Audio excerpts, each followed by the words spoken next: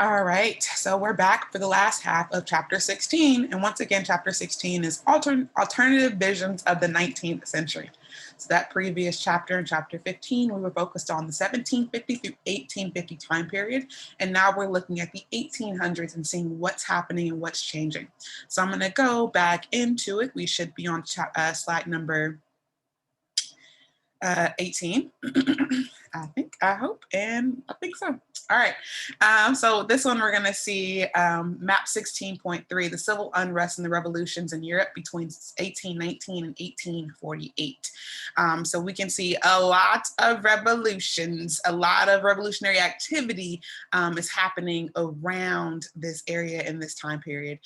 So once again, we're trying to figure out, after all of the revolutions, the French Revolution, the American Revolution, and all the other ones that are happening in South America and North America, what's over here happening in Europe? Well, Europe is also a hotbed of activity as well. So plenty of revolutionary activity is happening, and you can see the direction and the swings of which is happening by the colors of the arrows. So we have Russia, we have France going towards Greece, we have Egyptians, where are those?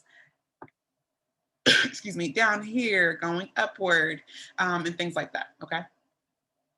All right, so socialists and communists. So socialists and communists were concerned about the inequalities produced by industrial capitalism. So socialists and capitalists were concerned about the inequalities produced by industrial capitalism. They're concerned about the economic gap between the impoverished people and the newly wealthy employer. So for the first time, we have such a magnificent or a great difference between the highest and the lowest in our communities, where you have actually a lot more of it happening. Previously, you only had a few people who were super, super, super rich, like 10, 20 people. But now you're kind of expanding that. But then also you have millions of workers, and you have these 100 or 200 people who are controlling and dominating everything. And if you kind of look at it, even today's society, I think Walmart's CEO makes like $16,000 an hour, and the average Walmart employee makes like $18,000 a year. And so just even kind of seeing that today, we still kind of experience a lot of inequalities between the impoverished worker and the wealthy employer.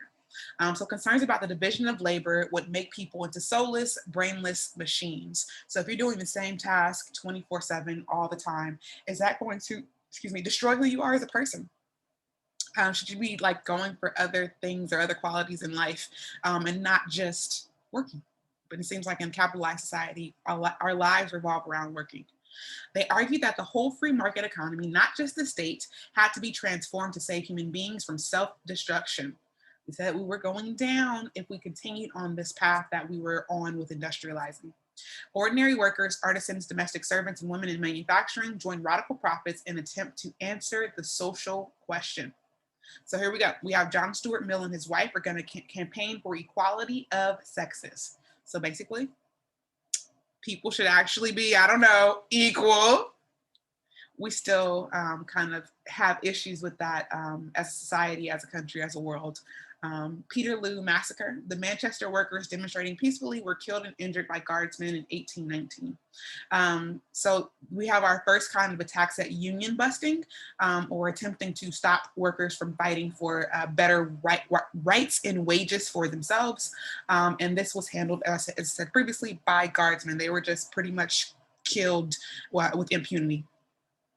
We have charterism, the People's Charter in 1839 and 1842, with 50% of the British adults signing for universal suffrage, that means voting rights for adult males, secret ballots, so the ability to like hide your ballot and not tell everybody what you voted, and equal electoral states. So one electoral state's not going to have more power than the other. And then also annual parliamentary elections, and that's going to be rejected by the parliament. So the people already in control in Great Britain are like, nah, we don't want more people to vote. No, we're good. Especially like what? No, we don't want a secret ballot. We want to know how you voted so we can like intimidate you into voting the way we want you to. We don't want things to be equal because that's not how it works. And then also they didn't want to hold annual parliamentary elections because they wanted to hold on to their power for longer and longer and longer and not have to deal with any kind of accountability from their constituents or their citizens that they represented. All right, Fourier and the utopian societies. So Charles Fourier and his utopian socialism was the most visionary of the Restoration era alternative movement. So the most visionary. So this is the most radical or the most different from what we had previously been experiencing. So Fourier believed himself to be a scientific prophet of the new world to come. So just like in previous units or previous time periods, so somebody woke up one day and said, God told me to tell you that I am the leader and you must listen to me. Well, now he's trying that a little bit later in our world history. And so people are going to believe him, but it seems like he's going to have a lot more pushback in the 1800s than he would have gotten if he had had this same vision or been born maybe around the time of Buddha or Muhammad or Jesus or things like that. All right. So experience in cloth trade made him intent. Experience in cloth trade gave him intense hatred of merchants and middlemen, as well as a division of labor and repressed moral conventions. So basically, because he's been in the business world, he's worked in the industrialized systems in the world, he hates it. He does not like that world, does not want to be a part of that world, and doesn't want others to have to join into the suffering that he was experiencing as well. All right, so okay, all right, so he's going to believe a reorder could occur through organization, not bloodshed. So he's going to want to have a bloodless revolution. Those are pretty rare in history, but let's see. So in 1818, he's going to create a system which advocates for reorganizing society into phalanxes or communities of about 1,500 people. And so all of these people, okay, so it's kind of cool. So all of them are going to be able to do your work in short spurts of 2 hours in varied tasks. And undesirable work will fall to adolescents. So once again, the things you didn't want to do, give it to a kid. But basically you wouldn't work too much because you got kids and your kids can do the work for you. So it's like a very utopian society. And it also seems pretty great because it seems like the industrialized society during this time period is also relying on children's labor. So, I mean, everyone thinks that kids are expendable. So aren't you guys happy that you have to go to school and that they're not making you work because these European ideals on children. All right, so Fourier's writing gained popularity in the 1830s. So we're kicking up this industrialized society. People are starting to live in it. It's been about 30, 40 years in certain places, and they don't like it. And they want to go back or change to a more fair or a more utopian society. And utopian is just kind of like a world that, everything is okay. No one works too hard. Everyone has what they need, though. It's all taken care of. It's one of these ideal societies that you kind of can imagine. All right, so some women viewed Fourier's system as higher form of Christian communalism and worked to make his work more respectable to middle class readers. So they're going to try to translate it or be those they're going to try to proselytize and try to go out into their communities and really bring people into this utopian fold because they feel like it's more Christian than the industrial societies. So we're also going to see his writings are going to influence Russians such as Fyodor Dostoevsky and German Karl Marx. And Karl Marx is going to be really important for the development of a lot of communist communist. He's a father of communism, period. All right, so now we have Marxism, all right? So Marxism. So Karl Marx became the most important Restoration era radical, okay? So he becomes the most important because a lot of his ideals are still utilized today. There are some countries that still base their communist views on Karl Marx, and his books have still been very, very influential to a lot of different philosophers and scholars throughout from the 1800s on down, the last 200 years. So we have Frederick Engels is also another very important person. So he's going to write a book called The Conditions of the Working Class in England.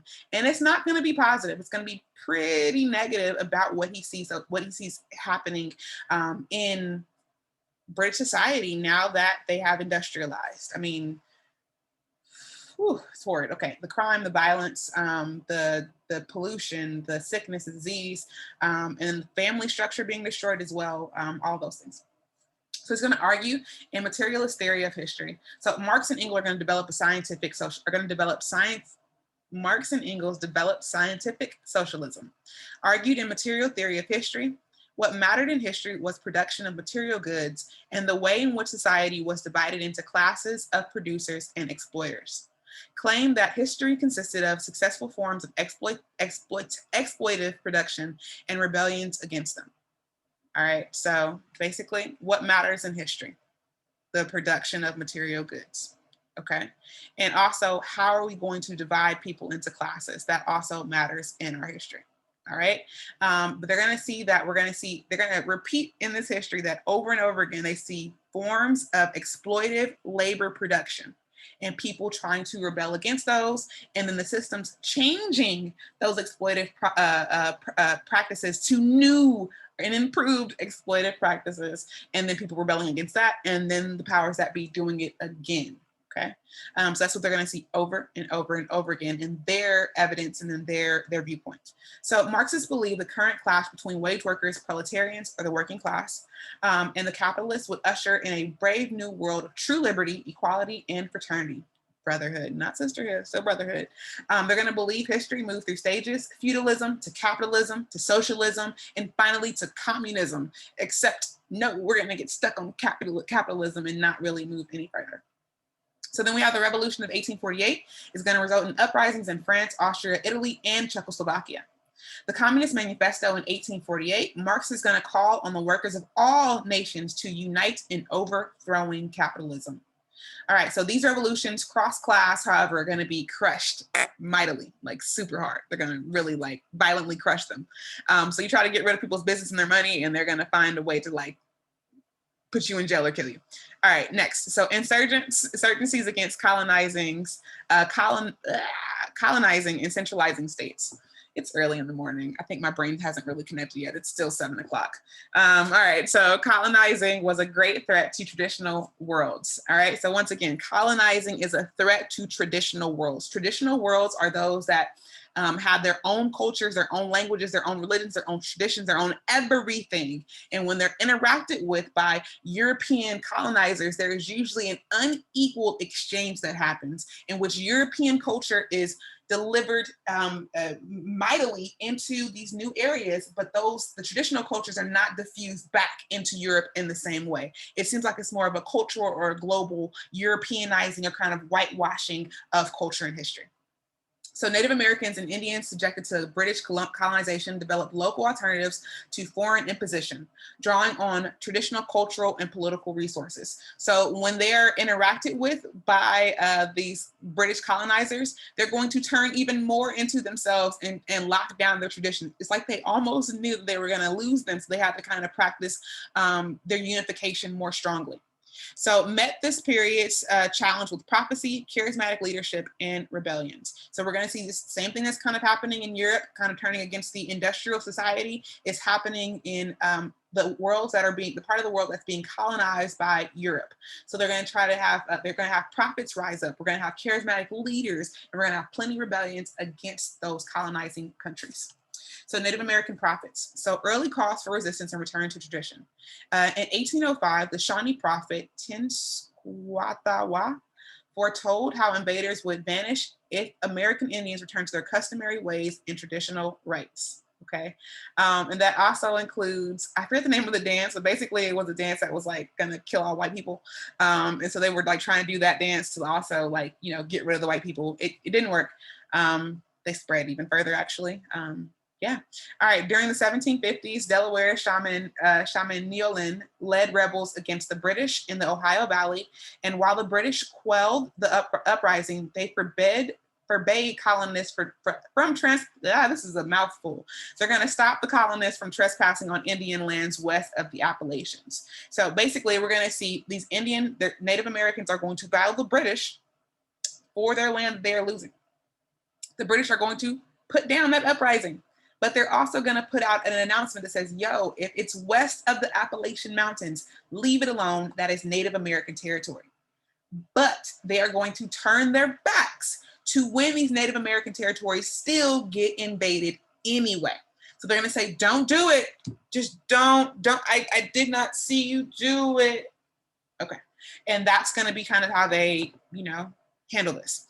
All right. In 1794, Native Americans could not repel invading American armies, and leaders surrendered what is now Ohio. So they're going to end up moving further west, and then further west, and then further west, and then further west, with the hope that they're going to be able to maintain their land. But every time they go further west, European colonizers come and follow them and push them out of their lands forcefully. Native American prophets. So Tenskwatawa, the Shawnee prophet. The Shawnee Indians of the Ohio River Valley were among the most bitter and angry as they had lost most of their land. I'd be bitter and angry too if I lost most of my land. They're going to be forced to give up hunting for farming. So they're going to be forced to, instead of being able to move and be nomadic and move around and kind of control a large area of land, they're going to be forced to be farmers, which is, antithetical to what they had previously done. They're going to be pushed to abandon communal traditions for private property rights. So once again, they have these beliefs that, the land was everyone's, all of the Shawnee land, and they could just kind of move about. But now they're going to be taught something antithetical to their beliefs, which is property ownership, and that you own this piece of land. They feel like all of us own the land.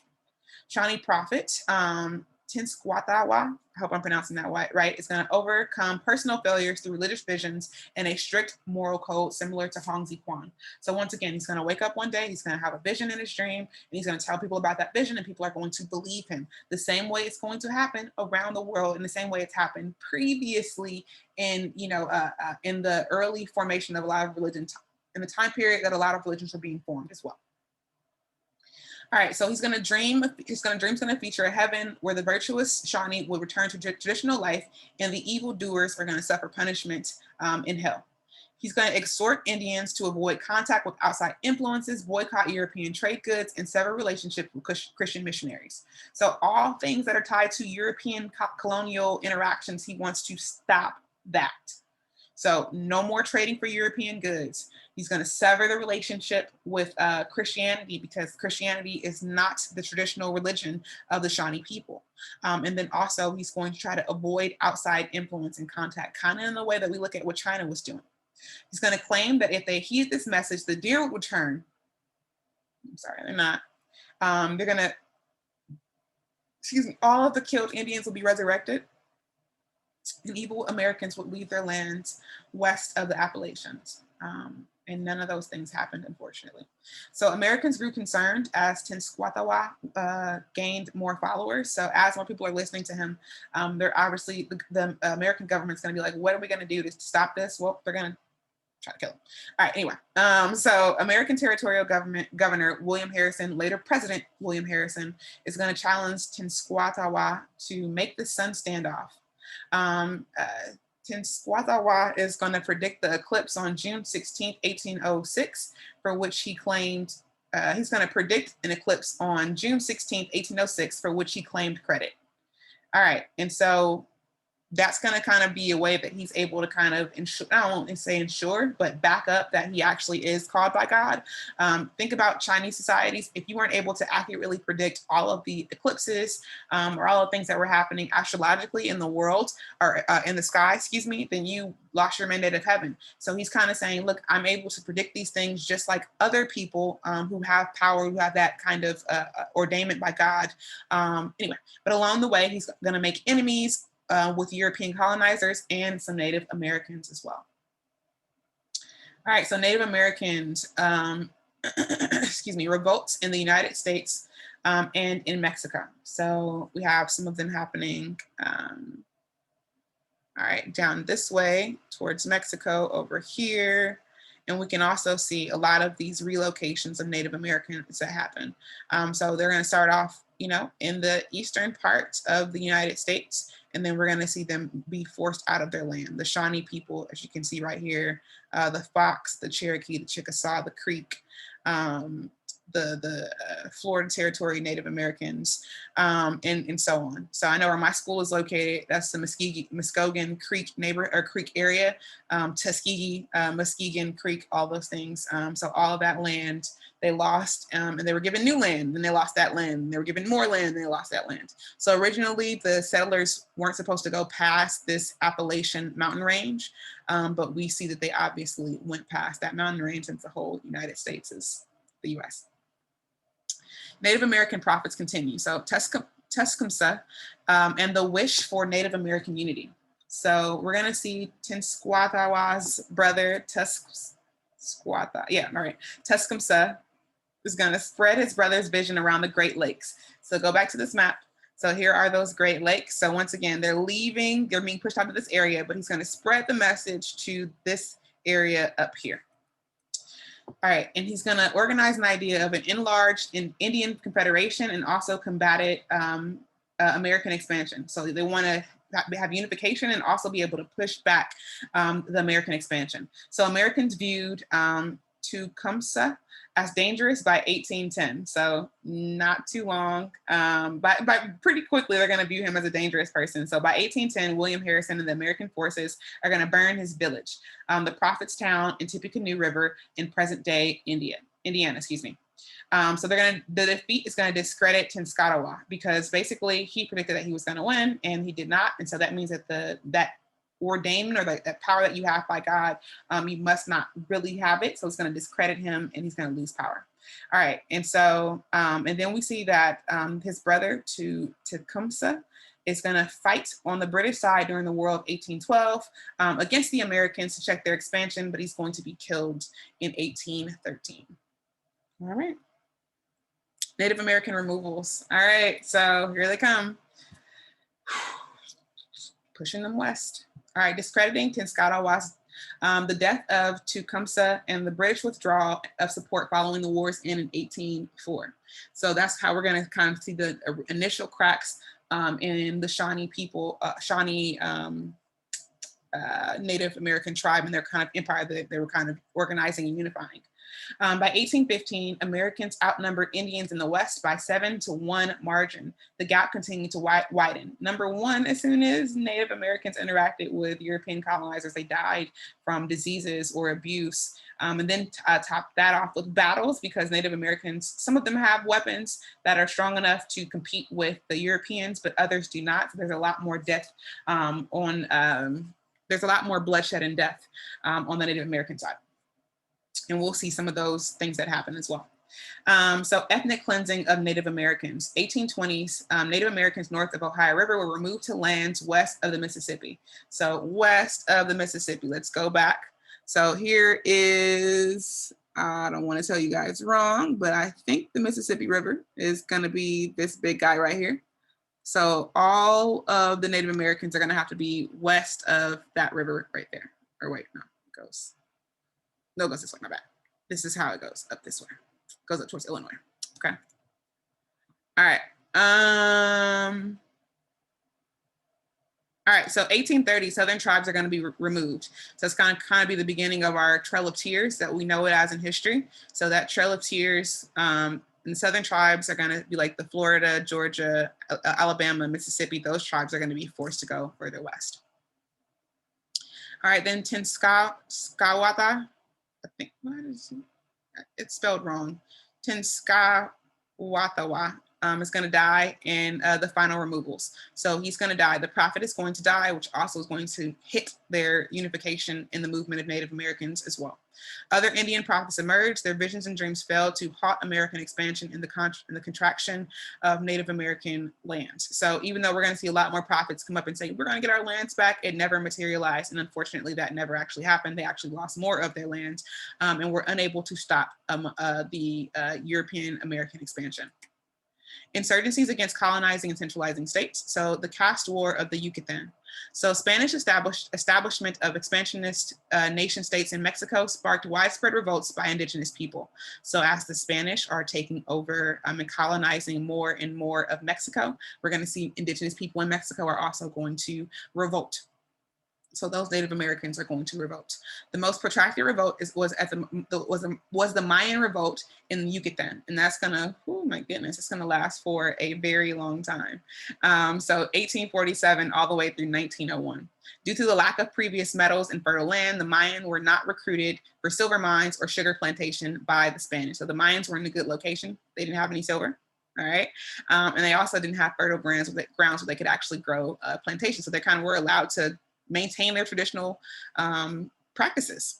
They were drawn into long-distance trading networks via production of dyes and foodstuff for other regions, okay?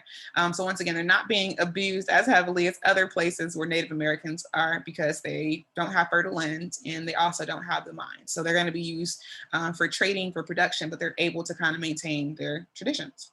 All right, so growing pressure from the sugar trade by the origins of the caste war. So we're gonna have growing pressure is gonna be one of the first ones. So the 19th century, regional elites bickered for supremacy, given a weak centralized authority in Mexico City. So because the Spanish were spending so much money on war, they weren't able to properly govern their land the way that it needs to be governed. So we're gonna see the sugar cultivation is gonna begin in the Yucatan. So debt patronage is a key method of recruitment. So basically, you owe me money, so you got to work for me. And if you don't work it out, I mean, you're basically making somebody a slave to the debt they owe to you, and they can never get out of debt because they're going to continue to borrow supplies or seeds or water or whatever it is, and you're going to keep that person kind of in a slavery debt. And so caste advances obligated laborers to work for meager wages to pay off debt. So if I pay you in advance, you got to work like 2-3 years to it. Anyway, I'm going to find a way to keep you around. So government officials sought revenue and soldiers from Mayan villages. So also they're being used for plantations now. Second, now the men are being taken as soldiers. Okay. So soldiers, and also, so they're trying to find money and soldiers from these areas. So now we're seeing the Yucatan, the Mayan villages are being targeted in a way they had not been targeted previously. And so from some beef. In 1847, a small group of free Mayans began a revolt against local white elites because of material and physical threats that spread and lasted half a century. They wanted to dismantle old definitions of Indians as a caste. So they did not want the Native American populations to be at the bottom of the caste. They wanted to destroy that. They wanted to have a chance for equality. Okay. All right. So leaders like Jacinto Paz and Cecilio Chi upheld Republican models of equality and devotion to spiritual order. So that Republican, having a representative government that votes for you in kind of those Enlightenment terms, is going to be kind of how the uprising is going to be modeled after. So continue on with the caste war. So the caste war, local white elites viciously repressed uprisings and dubbed it a caste war. They viewed it as a struggle between forward-thinking liberals and backward-looking Indians. So wanting equality and wanting to be treated fairly and wanting to not be abused and exploited is backwards thinking. All right. So the Mayan armies were initially successful because the Mayans were known for their military strength. So that's going to be a positive. They're initially going to be pretty successful. But the settlement of war with the US enabled Mexico City to rescue local elites. So Mexican soldiers drove back Mayan forces. So basically they're able to kind of get some reinforcements because the Spanish now have a battle going on in another part of North America. So they can just bring those forces down to Mexico and fight there. So beginning in 1849, the war took a new turn. 30 to 40% of the Mayans killed in the war and a repressive aftermath. So we're going to see a huge loss of Native American populations in Mexico. 30 to 40% are going to die from these battles afterwards. So the war is going to degenerate into guerrilla warfare, and on the ground, it's going to be a stalemate. So basically, they're going to do surprise attacks, and if you can't do a surprise attack, there's not really going to be too many advancements made, which is why it's going to last for 54 years. So reclaiming the Mayan identity. War, as I said previously, when you have so many outside influences, it's going to make people turn back to their traditional ways. So war is going to prompt spiritual transformations that reinforce purely Mayan identities. We're going to see a shifting away from a demand for legal equality and cultural autonomy to a crusade for spiritual salvation and complete cultural separation of Mayan Indians. So once again, originally the Mayans were kind of embracing equality and democracy, but now they're going to turn back to their traditional ways, looking for cultural autonomy in a way to kind of push back against all of the European interaction that's happening from the Spanish. So Jose Maria Barrera is going to claim a divine encounter at the Speaking Cross. So just like in other areas, there's going to be a prophet who wakes up one day and says, hey, I had a dream, and this person told me that I got to tell you guys what's going on. And so that's what's going to happen like repeatedly throughout this chapter. So leaders managed to create an autonomous region and polity in the Yucatan that was cut off from the Mexican government. So they're able to like kind of, you know, isolate themselves away from the Spanish or away from that European interaction or that Mexican interaction that was antithetical to who they were traditionally. Mexican government is going to send Commander Ignacio Bravo to vanquish Chan Santa Cruz. And we're going to see that hunger and government arms are going to crush the rebellion by 1900 and extinguish the alternative vision, forcing Mayans to work on Mexican plantations. So around 1901, we're going to see the end of this Yucatan or this long-lasting caste war due to like vanquishing people who are really important to the movement, and then also opening up, or basically like shutting down and kind of isolating their area until it forced them through hunger and other things to kind of surrender essentially and be taken over. And then those Mayans that were still around after that, 30 to 40% of them are going to die, are then going to be forced to work on Mexican plantations with sugar. What they didn't want to happen in the first place happened anyway. All right. Indian resistance to British rule. So the rebellion, so now we're looking at actually in India. That's why I was trying to make sure I said Native Americans and not Indians. So we're actually looking in India now. So we're leaving the Americas, we're leaving North America, and we're going into East or South Asia, excuse me. So, so we have the rebellion of 1857 in India. The long history of Indian opposition to colonial domination, but there's a long history of Indian opposition to colonial domination. But in 1857, rebellion was unprecedented in scale. So the Indian under company rule. So different types of rule that we're going to see happening. So we have the British East India Company that is going to essentially be a company, but it's backed by the government. So that means that it has a lot more privileges than a typical company could have. So the British rulers, so India under company rule. So British rulers in India dismantled traditional powers of nobility and rights of peasants. Step one, getting rid of traditional cultures and implementing European ones. All right, they're going to annex previously independent princely domains, removing former allies. So they're going to divide and conquer essentially. So if they had places that were still kind of unified in opposition, they're going to divide those areas and conquer them essentially. All right, so new systems of settlements and enhanced the power of moneylenders, eroded peasant rights, and separated judicial authorities from Indian society.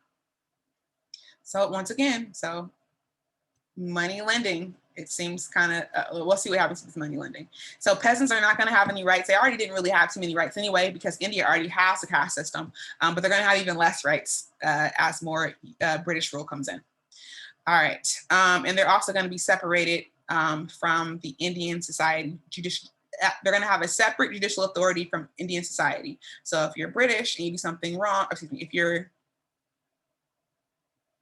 there you go. That's right. So if you're British and do something wrong in India, you have a different judicial system than if you're Indian and do something wrong in India. And I'm sure the British one is going to be a lot more lenient than the one that happens in India. In 1765, the company forced a treaty on the king of Awad. I hope I pronounced that right. Forcing tribute payments to protect the kingdom from enemies. All right, so basically they're on this divide and conquer. They're still trying to take over all the parts of India that have not yet been under colonial rule. And basically they're gonna force this king to pay tributes or for protection. They're gonna extort him into paying money. So we have the Indian Rebellion of 1857. So we can see where the centers of the rebellion were happening. And we see the dependent states that Great Britain is obviously trying to kind of get onto their side for this dividing and conquer, also making them pay tributes for protection. And so, all right, so we have the center of rebellions that are happening here. Close to a lot of the trading lands, the river routes and things like that. So that's where a lot of the battles happening. And then we also see the strongest rebellion is happening in this area as well, where these stripes are. All right, and everything purple is the British Empire. So you can see how much territory they have been able to dominate and control in the 1800s since they have been in Great Britain, in India. The Rebellion of 1857, treaty violations and annexation. In 1856, the company violated treaty obligations and annexed the kingdom of Awad. All right, so they're going to violate treaty obligations and they're going to annex this kingdom. They said they weren't going to do that, and they did it anyway. So they're bringing that kingdom under its British control. So Britain, so that they're going to lie to the people. They're going to say, we're not going to do it. And then they're going to bring them in under British control anyway. So British launched major infrastructural developments of railroads, telegraph lines, and postal networks to develop India as a productive colony. So that was one of the positives that did happen. They did have better rail lines, they had communication, and they had ways to move things. But they only did those things to enrich the British, not necessarily to help the Indians out. So simmering discontent exploded into the furious rebellion of 1857 as rumors spread among Hindu and Muslim soldiers that they were required to buy cartridges, grease, and animal fat from cows and pigs, violating their religious traditions.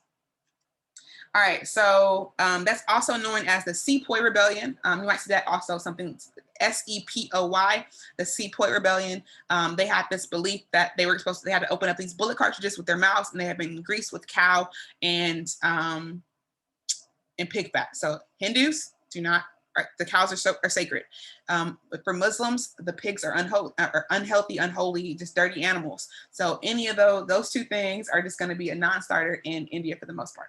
All right, so we're going to see a rebellion. They're going to fight back against their European occupiers, and we're going to see they're going to try to fight back. I'll say this, but we're going to see the aftermath. We're going to see about 270,000 Indian soldiers are going to die versus 40,000 British soldiers that are going to lose their lives. And not just that, but towards the end of the rebellion, we're going to see the British are going to get exceptionally brutal and turn their weapons on women and children who had not been fighting in the battle at all. But the same thing, the Sepoys also killed men, women, children, everybody in who of British origin in India. All right. So keep on going. By May 10th, the rebellion breaks out. May 10th, 1857, a mutiny started at military barracks in Meerut. They're going to throw the company into crisis. So once again, this government company is going to be responsible for military. It's going to be responsible for taxes. It's going to be responsible for, so many different things, and even controlling the political system in India. That's a lot for a company that's not governmental. It's government, but it's not government. But anyway, all right. So this is going to, through the dispossession of aristocracy and petty landholders, it's going to lead to rebellions. Many individual leaders are going to come from lower ranks. So just as is happening in other places, some of the lower parts of the caste are going to be the ones that bring out leaders because they probably have been the ones that have been the most abused by the society. The rebellion led to a Muslim theologian and charismatic prophet leader of the common people, Maulava Ahmadullah Shah, to call on Hindus and Muslims to unite against British rule. Got that one. Yes. All right. So once again, just like in other areas, somebody woke up one day and said, God told me to tell you that I'm the leader. Listen to me. I have the great ways. And if you listen to me, we can overthrow and push back this British rule. All right. So peasantry in the rebellion of 1857. So the peasants. All right, so participation by the peasantry. So peasants claim the revolt as their own, despite having been brought up by the upper classes. So the upper classes started, but the peasants are going to take it over. They're going to destroy anything that represented company authority and attack native moneylenders and local power holders. So basically, if it represents European ideology, they wanted to get it out, and they're going to push it out, and they're going to try to get rid of it. The rebellion consisted of a series of revolts through which local people attempted to settle local and regional grievances, and no national vision existed. So we're going to see these small pockets, I won't say small pockets, but you have your pockets in India of what people want, and they're not unified together on their vision of what they want. When we think about before this time period, remember, India has not really been unified culturally. There's still this mosaic of India, which are the different pieces that kind of make up that Indic culture. And that was kind of traditionally what happened. And so that could also possibly be why they were unsuccessful in their ability to kind of have a united message. The rebellion did not change traditional hierarchies of caste and religion. So Buddhism and Hinduism are still there, and Hinduism specifically has its rigid caste system that is there. So even though we have rebellions happening, they're not for equality, they're just for better treatment or also to push the Europeans out, not to necessarily get rid of the caste system. The response by the British: In 1858, the British brutally and violently crushed the rebellion. There it is. In August 1858, the British Parliament assumed control over India, ending company rule and transferring authority over India to the British Crown. So we're going to see that Great Britain is going to say, we can't trust a company to handle a government's job anymore. And they're going to get rid of the British East India Company from ruling everything or doing everything in India. They're going to actually bring in the government. Queen Victoria issued proclamations guaranteeing religious tolerance. So they weren't going to convert people to Christianity. They're going to let you say Hindu or Buddhist. They're going to promise improvement. They're going to give promising improvements like the roads, the telegraph, the postal things, and they're going to allow the Indians to serve in the government. So they're not going to just have a wholeheartedly British takeover, even though whatever. While the British had crushed the rebellion, they were shocked by insurgents' determination to form a new order. So they couldn't believe that somebody like did not want to be under British rule. Like what? And then also they're smart enough to really unify and be determined to do these things. That kind of like goes against the racist viewpoint or that the social Darwinist viewpoint that had been prevalent during this time period. All right, so the British resumed the work of transforming Indian society into a modern colonial state and economy, but the desire for radical alternatives did not vanish. And we've made it to the end. We've made it to the end, yes.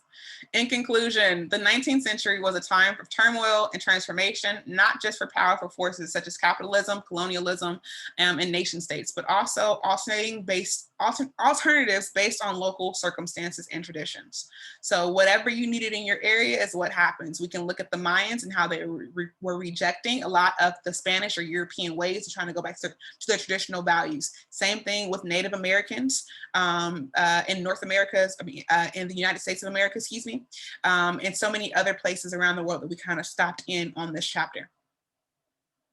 All right, when viewed on a global scale, these rebellions signify the existence of many groups of people who were marginalized by the world that became dominant and who desired a world with multiple centers and different historical timelines. So everyone did not want to be Europeanized, did not want to be colonized. People wanted to maintain their autonomy, maintain their structures, maintain their history, and they saw that they were losing those things rapidly. At the center of alternative visions, common people and their voices gained a place on the historical stage, compelling ruling elites to adjust the way they governed. So previously, it's still going to be paternalistic, but they weren't listening to them at all. They didn't even know they had a voice. And now through these rebellions, they're like, oh my God, you do have the voice. Maybe I shouldn't be so abusive. I'm gonna still be abusive, but just not as abusive as I have been previously. So, all right, that's pretty much it for chapter 16. Look out for videos for chapter 17 coming up really soon. All right, hope you guys enjoyed it, and I'll see you all in class.